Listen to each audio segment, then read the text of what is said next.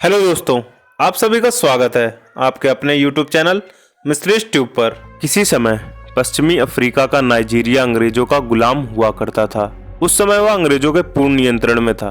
वो साल था 1930 का, जब अंग्रेज सरकार ने फ्रैंक हाइप्स नाम के एक अंग्रेज अफसर को वहाँ का कमिश्नर बनाकर भेजा। वहाँ फ्रैंक को जिस तरह की प्रेत लीला के दर्शन हुए, उसे सुनकर किसी के भी रोंगटे खड़े हो सकते हैं। यह घटना फ्रैंक ने खुद अपनी पुस्तक Juju and justice in Nigeria में बताई है। ये किताब आपको इंटरनेट पर भी मिल जाएगी। हुआ यूं कि फ्रैंक नाइजीरिया के ईसु इंगू नामक स्थान पर किसी सरकारी काम से गया। वहाँ एक पुराना टूटा फूटा सा बंगला था। उसने उस रात को उसी बंगले पर रुकने का फैसला किया।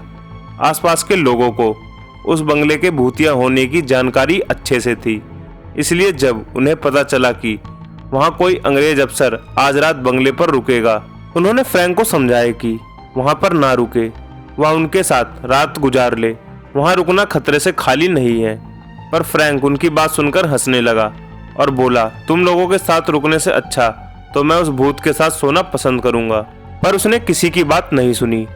बंगले की सफाई कर दी गई, खाने पीने का सब इंतजाम कर दिया गया, पर उस अफसर के साथ वहाँ पर रात को रुकने के लिए कोई तैयार नहीं हुआ।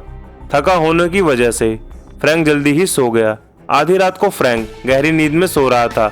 अचानक किसी ने उसकी मच्छरदानी को खींचकर फेंक दिया। फ्रैंक हड़बड़ाकर उठ बैठा। इधर उधर देखने पर उसे कोई नहीं दिखा, लेकिन पूरे कमरे में बहुत तेज बदबू फैली थी।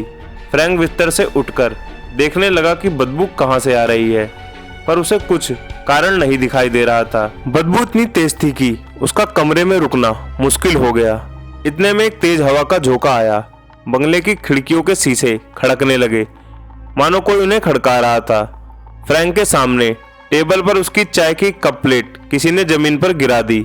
उसे किसी के चलने की आवाजें सुनाई दे रही थी, मानो कोई हाथी इधर उधर टहल रहा हो।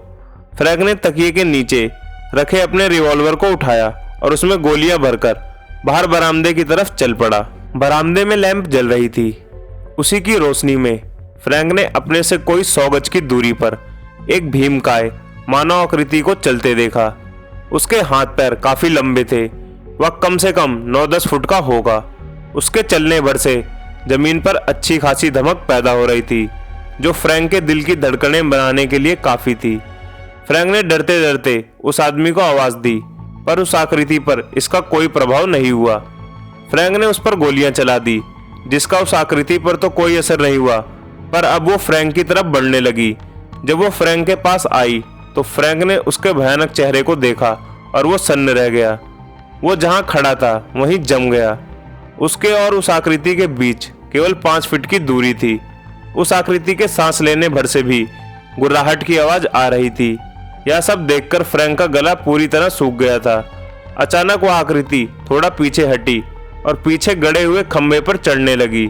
उसके पीछे हटने से फ्रैंक को थोड़ा होश आया और उसने फिर से उस आकृति पर फायर कर दिया, लेकिन सारी गोलियां आर पार निकल गई और कुछ ही सेकंड्स बाद वह आकृति भी गायब हो गई।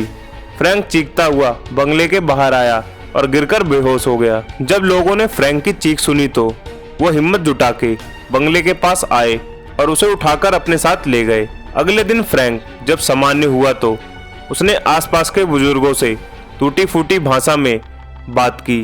तब उन्होंने फ्रैंक को बंगले के बारे में बताया।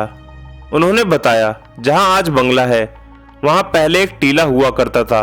उसी टीले पर ईसु ओरगू के देवता जूजू की पूजा होती थी और वहां जानवरों और मनुष्यों को बलि दी जाती थी। जब अंग्रेज आए तो उन्होंने उस स्थान की मूर्तियों को उठवाकर फिकवा दिया और वहां होने वाली नरबली बंद करा दी और उस टीलों को समतल करवाकर वहां पर बंगला बनवा दिया। इस पर उस मंदिर का देव पुरोहित बहुत नाराज हुआ और उसने कबीले वालों को इकट्ठा करके कहा कि वे बंगले को जला दें और फिर से वहां पर देवता की पूजा शुरू करें। लेकिन अंग्रेजों के डर से कोई भी इसके लिए तैयार नहीं हुआ।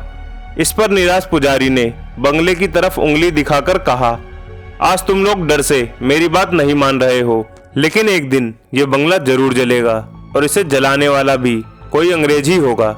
ये कहकर पुरोहित गुस्से से मंत्र पढ़ता हुआ बंगले के चारों तरफ चक्कर लगाने लगा। और अंत में एक रस्सी से बंगले के बरामदे में स्थित एक खंबे से लटककर आत्महत्या कर ली। बुजुर्गों की ये बातें सुनकर फ्रैंक हीप्स ने बंगले में आग लगवा दी, जिससे आगे किसी भी अफसर को कोई खतरा ना हो। और उसके बाद किसी को पुरोहित का भूत फिर कभी नहीं दिखाई दिया। तो दोस्तों, आज की कहानी यही खत्म होती है। मिलते हैं एक और रोचक वीडियो के साथ। तब तक के लिए आप सभी को मेरा नमस्कार।